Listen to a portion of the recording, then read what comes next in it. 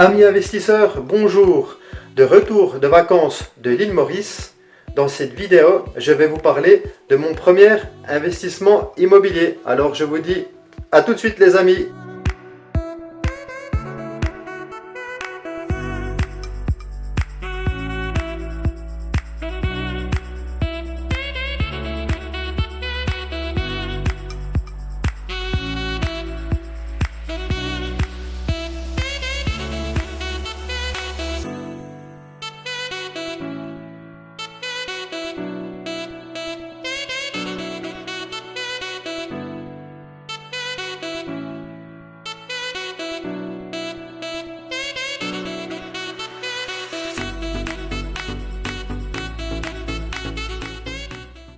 Bonjour les amis, ici c'est Tom du site louetmeublé.fr. Donc aujourd'hui je voulais vous parler de mon premier investissement immobilier.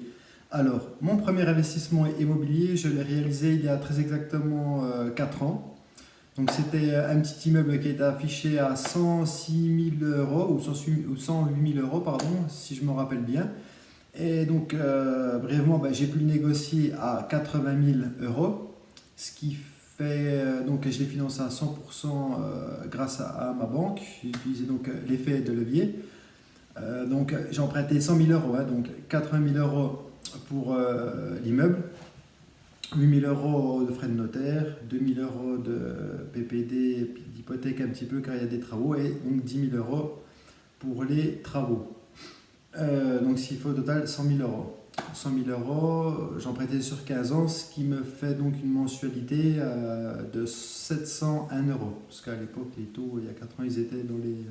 Je crois un peu plus, ils étaient à 2,5%, il me semble. Donc 701 euros.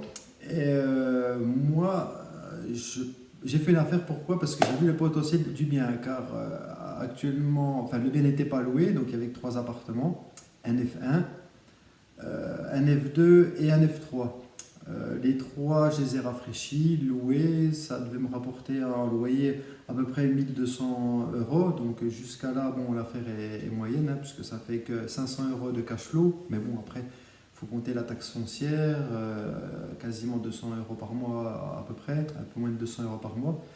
Mais j'ai tout de suite vu le potentiel du bien.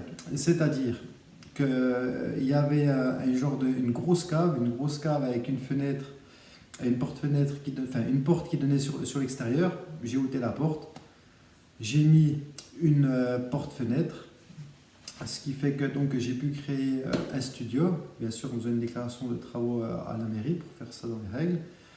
Donc j'ai fait les travaux moi-même. Donc pour 3 000 euros de matériel, j'ai pu créer ce studio meublé qui fait à peu près 20 mètres carrés. Que je loue actuellement 320 euros hors charge.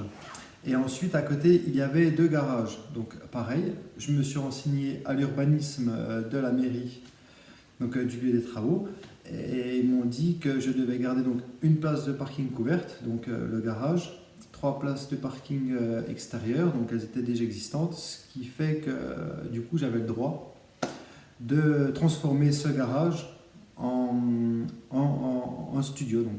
Donc dans ce garage, après c'est pas un très gros garage, mais il était quand même assez haut. Donc j'ai quand même pu créer un petit studio de 13 mètres carrés, plus une petite mezzanine au-dessus de 3 mètres carrés, 3-4 mètres carrés, très bien pour mettre le lit, quoi.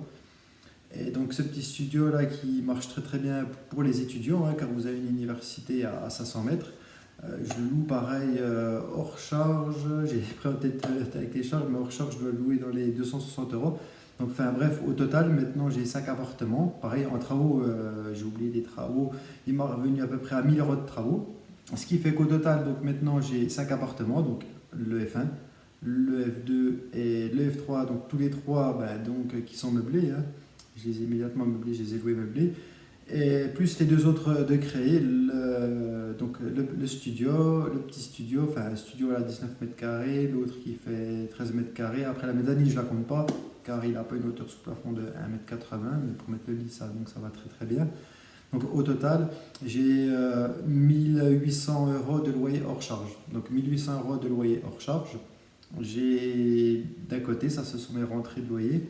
De l'autre côté, j'ai mon prêt immobilier de 701 euros, ce qui me fait un cash flow de quasiment 1100 euros, 1099 euros. Donc là-dessus, il y a quoi déduire? Il y a la taxe foncière de 2200 euros par an quasiment.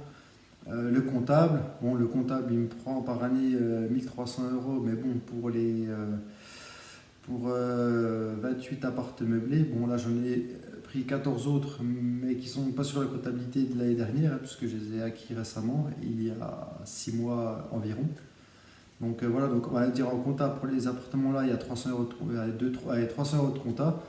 Donc on peut considérer, donc ça fait 2500 euros par an, donc on peut considérer que mon cash flow net est de 900 euros pour juste ce petit immeuble qui était à la base, donc à vendre 80 000 euros. Les travaux, on est arrivé à 100 000, puisque donc j'ai dû rafraîchir 3 appartements, en créer 2 autres. Donc la rentabilité, je l'avais calculée à l'époque, mais elle est au moins de 20% à peu près. Je vous laisse faire le calcul. Mais voilà, c'est pour vous montrer que dans l'immobilier, on peut faire de très très bonnes affaires, mais il suffit de les trouver. Concernant ce bien-là, il était à vendre quand même depuis 2 ans. 2 ans, personne n'en voulait, mais peut-être que les gens n'avaient pas vu le potentiel du bien, c'est-à-dire pour avoir la possibilité de créer ces 2 appartements meublés. Et encore, j'aurais pu aller plus loin parce que le F2, il a quand même un gros grenier au-dessus. Et si j'aurais un peu plus de moyens, ou peut-être aurais-je dû prendre un budget de travaux un peu plus élevé, j'aurais même pu transformer le F2 en un F4, quoi, duplex. Et donc améliorer encore plus la rentabilité. Donc voilà, vous verrez, dans l'immobilier, il ne faut pas que regarder l'annonce, on va dire, d'une façon brute. Il faut quand même aller visiter, regarder. Bien souvent, des fois, les biens ont quand même du potentiel. Moi, c'est ce que je fais. Et il y a moyen quand même de faire de bonnes rentabilités. Donc voilà, là je voulais vous présenter mon premier achat immobilier. Et je vous dis donc à la prochaine vidéo où c'est que je vous parlerai de mon deuxième achat immobilier. Voilà, je vous dis à très bientôt. Ciao, ciao.